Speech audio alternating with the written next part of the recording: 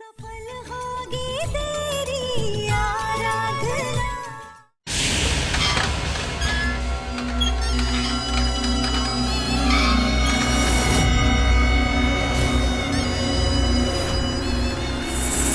Thank God ये लोग finally आ गए।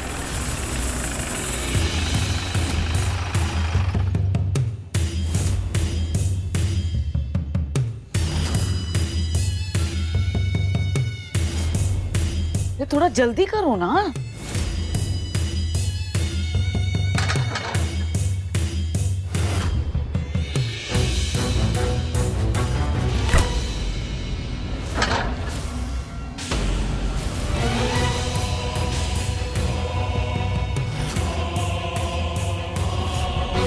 अरे चलो ना, जल्दी करो फटाफट।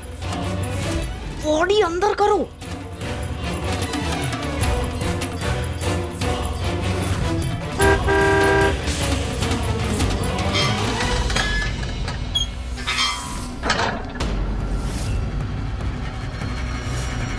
अंदर करो फटाफट। क्या कर रहे हो, जल्दी करो ना, जल्दी करो।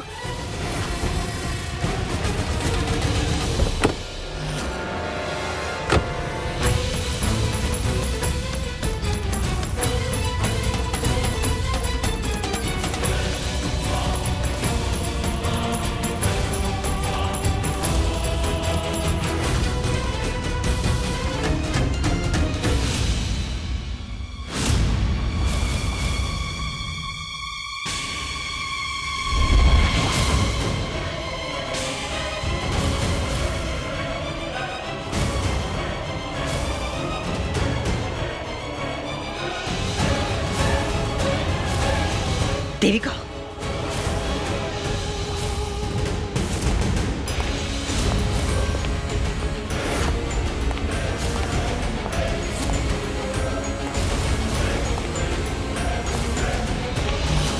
किशन। हेलो दीदी। किशन, अरे किशन, तुम इतनी रात गए कहाँ घूम रहे हो? मैं तो बस वॉक के लिए गया था, लेकिन आप इतनी लेट कहाँ से आ रही हैं? वो हम एक जरूरी काम से गए थे, पर इतनी रात को नाइट वॉकिंग करनी तुमने शुरू कर दी क्या? बस दीदी सोचा थोड़ा और फिट होने के लिए ये भी ट्राई कर लूं।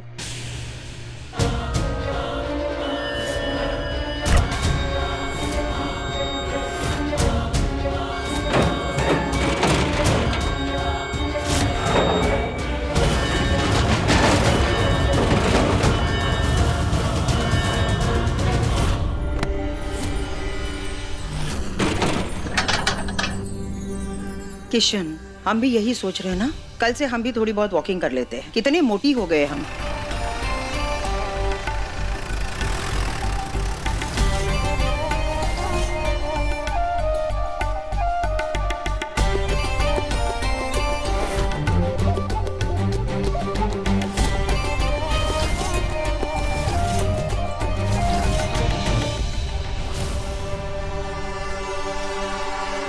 थैंक यू फिर से मेरी मदद करने के लिए।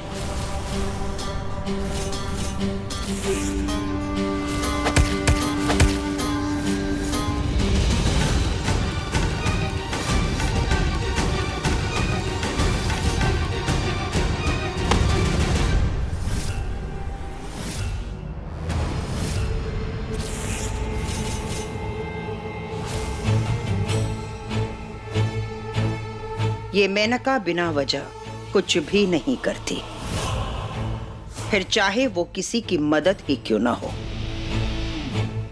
याद रखना।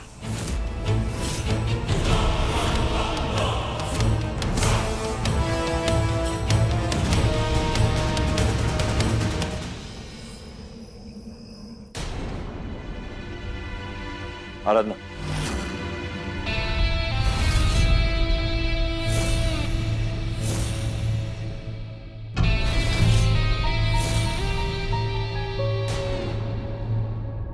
देखा आराधना, क्या कह रहा था मैं? दीदी घर पर ही और मार्केट ही गई थी, इसलिए इतनी जल्दी इधर आ गई।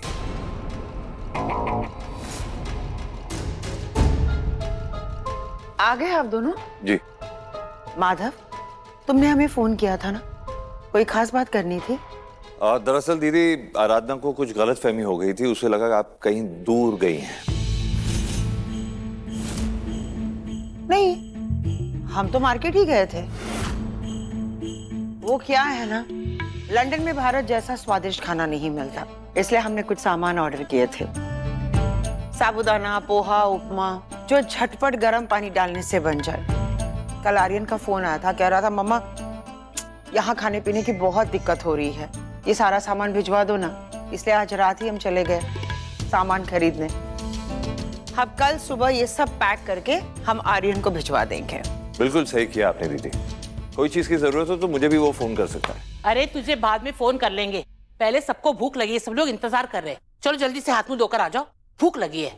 जी दादी, हम फ्रेश होके आते हैं, साथ में खाना खाएंगे। पता नहीं इतनी देर तक कहाँ रहते हैं, कोई समय पे आता नहीं।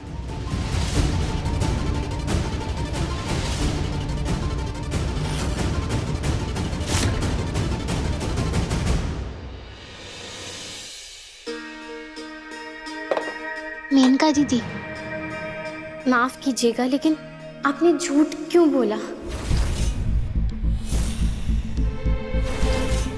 मैंने खुद आपको फोन पर ना किसी से बात करते हुए सुना था, और आप उन्हें कह भी रही थी कि घर पे फोन ना करें। साहब जी को लग रहा है कि शायद मेरी कोई गलत फहमी है, क्योंकि मैंने सिर्फ एक तरफा बात सुनी है।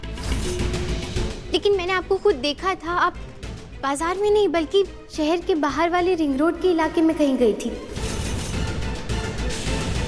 और मैं आपके पीछे ही थी। लेकिन फिर मैं रास्ता भटक गई और आपसे बात ही नहीं कर पाई।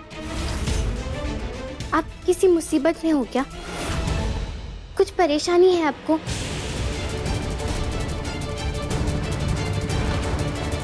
या फिर इस घर में आपको कोई परेशान कर रहा है?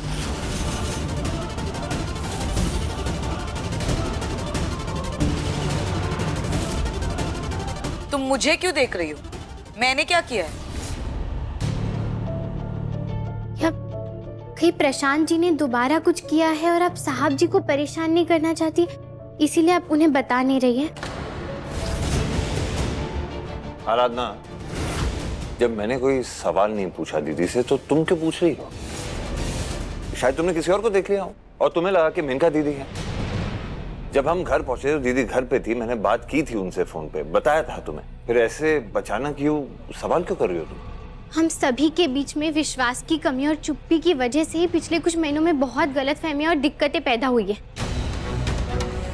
जिसका फायदा बाहर वालों को बहुत ज्यादा मिला है। और मैं ये गलती दोबारा नहीं दोहराना चाहती हूँ, तभी आपसे सबके सामने ये सवाल कर रही हूँ। हो सकता है शायद मैं चीजें समझ नहीं पा रही, लेकिन मुझे सच में आपकी फिक्र हो रही है। क्या आपको फिर से कोई मजबूर कर रहा है चुप रहने के लिए?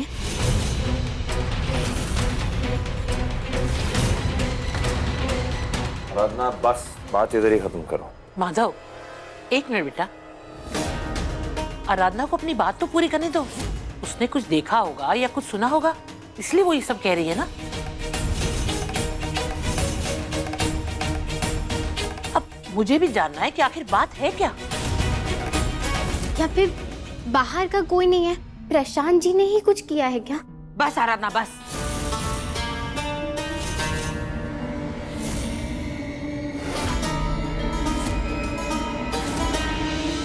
औहदे और उम्र दोनों में तुम हमसे बहुत छोटी हो, इसलिए अगली बार जब भी तुम हमसे बात करोगे ना, तो सोच समझ कर बात किया करो।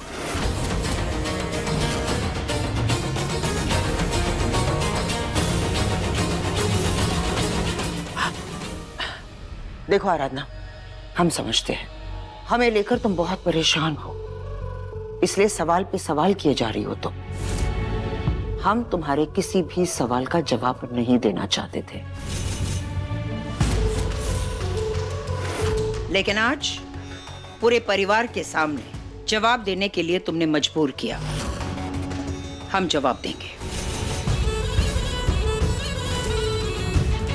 तो सच बात तो यह है कि हाँ, हमने झूठ बोला, पूरी तरह से हमने सच नहीं बोला है।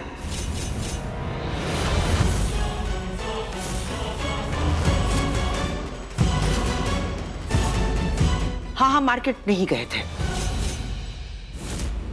बल्कि रिंग रोड वाले उसी एरिया में गए थे जहां आराधना ने हमें देखा था। लेकिन ये बात हम तुम सबसे छुपाना चाहते थे। आराधना बिल्कुल सही कह रही थी, तुमने बिल्कुल सही सुना। दरअसल हम किसी आदमी से ये कह रहे थे कि दोबारा हमें फोन मत करो। वो इसलिए क्योंकि हम पूरे परिवार को एक सरप्राइज देना चाहते थे। एक ऐसी बात थी जो तुम सबसे छुपाना चाहते थे।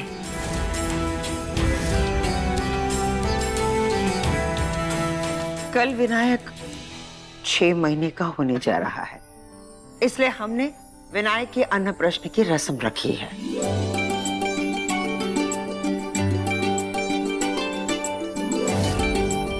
दादी, आपको याद है ना, उसी एरिया में एक बहुत ही मशहूर, काबिल और बुजुर्ग बुनकर है, घनश्याम दास। उसकी कारीगरी से पूरा भारत परिचित है। विनायक के लिए सोने के तार वाला एक सूट हम उससे बनवाना चाहते थे। बस उसके अन्नप्राशन के रस्म में इस बुआ की तरफ से एक छोटा सा तोहफा था, लेकिन वक्त कम होने की वजह से पहले उसने इनकार कर दिया। लेकिन जब हमने उससे ये कहा कि हम उसे ज्यादा पैसे दे देंगे, तब वो ये सूट बनाने के लिए तैयार हो गया। अरे वो इस घर का पहला वारिस है, हमारा राजकुमार है वो। ऐसे ही कोई साधारण कपड़े का सूट थोड़ी ना पहनेगा हमारा विनायक। भारद्वाज खानदान की अगली पीढ़ी का पहला वारिस है वो। असली सोना पहनेगा, है ना आराधना? बिल्कुल सही कहा मेनका तुमने। लेकिन इस आराधना की वजह से कि वो लोगों का इतना ख्याल रखती है, हमारा ये सरप्राइज ही उसने बर्बाद कर दिया।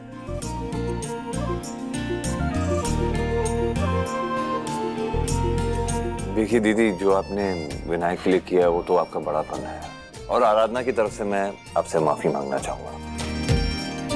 लेकिन क्या करें, पिछले कुछ दिनों में हमारे घर में ऐसी चीजें हुई हैं कि सब लोग ज्यादा चौकन्ने हो गए हैं। बहरहाल मैं आराधना की तरफ से आपसे और सबसे माफी मांगना चाहूंगा। अरे नहीं माधव, सॉरी दीदी जी। कोई बात नहीं, हमें बुरा बिल्कुल भी नहीं लगा। चलो अब इन बातों को छोड़ते हैं और कल की रस्म की तैयारियां शुरू करते हैं। अरे खाना दो, भूख लग रही है हमें।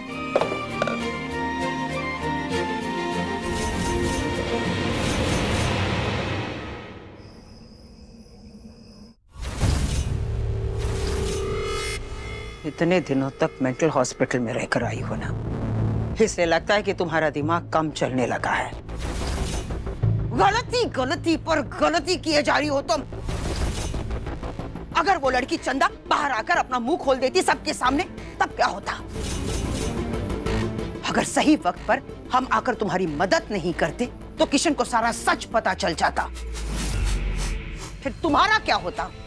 हमने तो अपनी चाल भी नहीं चली है अभी तक। तुम अपना राज भेदने चली थी। अरे अब तक तो तुम इस घर से बाहर होती, समझी तुम? देखो, बार बार आकर हम तुम्हारी मदद नहीं कर सकते, हम तुम्हें बचा नहीं सकते। वैसे आज आप भी तो पकड़ी गई थी ना। आराधना ने आपको भी तो उस हवेली के करीब जाते हुए देख लिया था, याद है?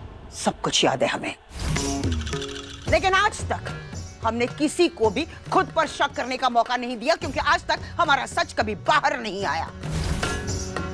असलियत को बाहर लाकर प्रशांत को जेल भिजवाकर हमारे परिवार के सबसे खास और अपने हो गए हम। अब अगर भगवान भी नीचे आकर हमारे परिवार के सामने हमारा जुर्म बताएगा ना, तब भी हमारा परिवार उस भगवान पर भी यकीन नहीं करेगा। इसलिए तुम सिर्फ और सिर्फ अपने बारे में सोचो। याद रखना देविका, हम तुम्हें बिल्कुल भी पसंद नहीं करते और ना ही हम चाहते कि तुम हमारे घर में रहो।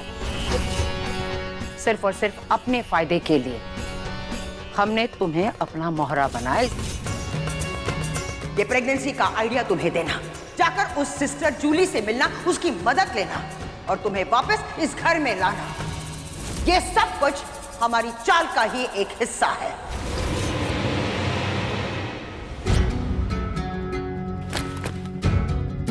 याद रखना, हमारा एक छोटा सा काम करोगी ना तो जिंदगी भर उस सरकारी अस्पताल में तुम्हें नौकरी करने की कोई जरूरत नहीं पड़ेगी। बैठकर ऐश करोगी तो प्रेगनेंसी टेस्ट की रिपोर्ट पॉजिटिव आनी चाहिए और डीएनए टेस्ट की रिपोर्ट माधव भारद्वाज से मैच होनी चाहिए। जितने पैसे लगाने हो लगाओ, जिसे जो देना है तो, लेकिन हमारा काम हो जाना चाहिए। एक बात और, माधव के दिमाग में आपको ये बात डालनी होगी कि उसे उसके होने वाले बच्चे का ख्याल रखना होगा। देविका को अच्छे माहौल देने के लिए देविका का घर वापस आना बहुत जरूरी है। उसका घर से दूर जाना उसके बच्चे के लिए खतरनाक हो सकता है। हम पूरी कोशिश करेंगे देविका कि तुम्हें तुम्हारा अधिकार और माधव दोनों ही मिले। ये सब सिर्फ आपकी अकेले की मेहनत नहीं है, इसमें मेरा भी दिमाग है। अगर मैंने सही वक्त पे वो फोटो नहीं खींची होती ना, तो एमडी और परिवार वाले कोई भी ये बिलीव नहीं करता कि एमडी ने उस दिन नशे की हालत में कुछ गलत किया था। और वैसे भी आप तो ये सब सिर्फ इसीलिए कर रही हैं ताकि आपका इस घर की मालकिन बनने का और पूरी जायदाद अपने नाम करने का ये बरसों पुराना सपना ना पूरा हो जाए। हाँ,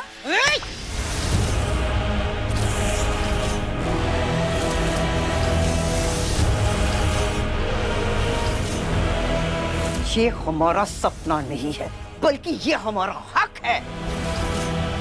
इस परिवार की पहली संतान है हम, और हम हमारा ये हक किसी भी कीमत में पूरा करेंगे। समझी तुम? तो बस देखती जाओ देविका, बहुत ही जल्द ये सब कुछ हमारे बच्चों का होगा।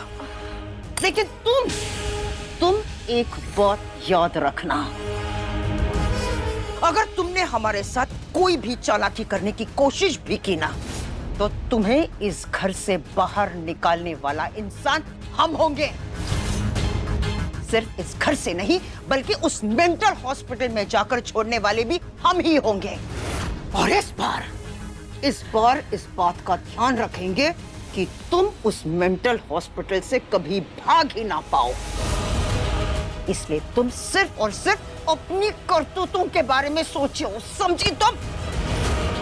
ये याद रखना, इस खेल की रानी हम हैं और तुम सिर्फ एक प्यादे हो। अब तुम्हारे हाथ में कुछ भी नहीं है देविका।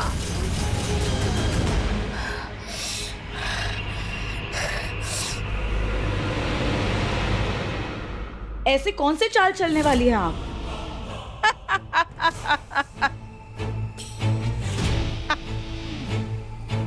यही तो फर्क है रानी और उसके प्यादे में।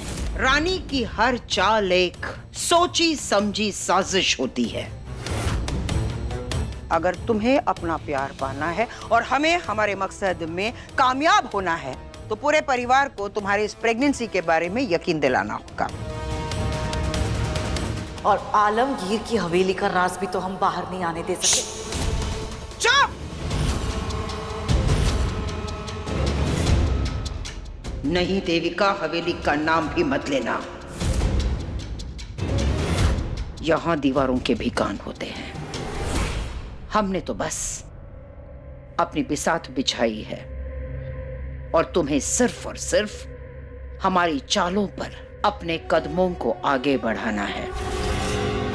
कल विनायक की खीर खिलाई की रस्म है और उस रस्म में हमारे खेल का आगाज होगा।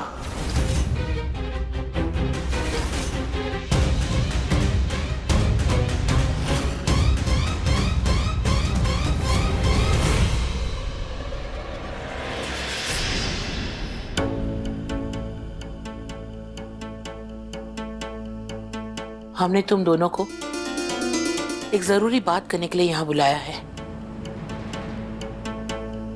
वो बात हमें अंदर ही अंदर खाई जा रही है। क्या बात है दादी? विनायक का अन्नप्राशन। वो 6 महीने का हो गया है। लेकिन क्या तुम दोनों को ये लगता है कि हमें ये रस्म धूमधाम से करनी चाहिए? क्यों दादी? ये रस्म किशन और हमारे बच्चों के लिए भी हुई थी, तो फिर विनायक के लिए क्यों नहीं? मेनका, तुम वजह अच्छी तरह से जानती हो। हम सब सालों से शांत हैं, कोई इसके बारे में कुछ बात नहीं करता। पर इसका मतलब ये नहीं कि माधव और उसके वंश पे लगे हुए श्राप को हम भूल चुके हैं।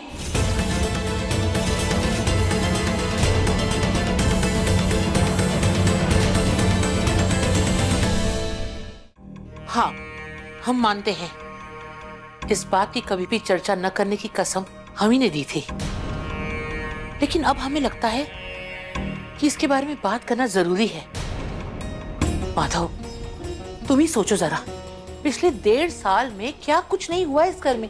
जब से विनायक आराधना की कोख में आया है, अनगिनत अनहोनी घटनाएं घटी है इस परिवार में। सबसे पहले दामिनी की मौत और फिर विनायक पर हमला, और नए साल की रात तो विनायक मरते मरते बचा है। और माधव, तुम पर जो हादसा हुआ, ये सब कुछ भूल गए क्या तुम लोग? पिछले 30 सालों में हमने कभी महाशिवरात्रि की पूजा नहीं की इस घर में, क्योंकि माधव को यह श्राप महाशिवरात्रि के दिन ही दिया गया था।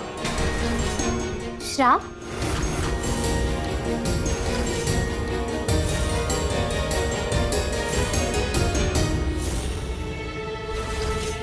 कौन सा श्राप? कैसा श्राप?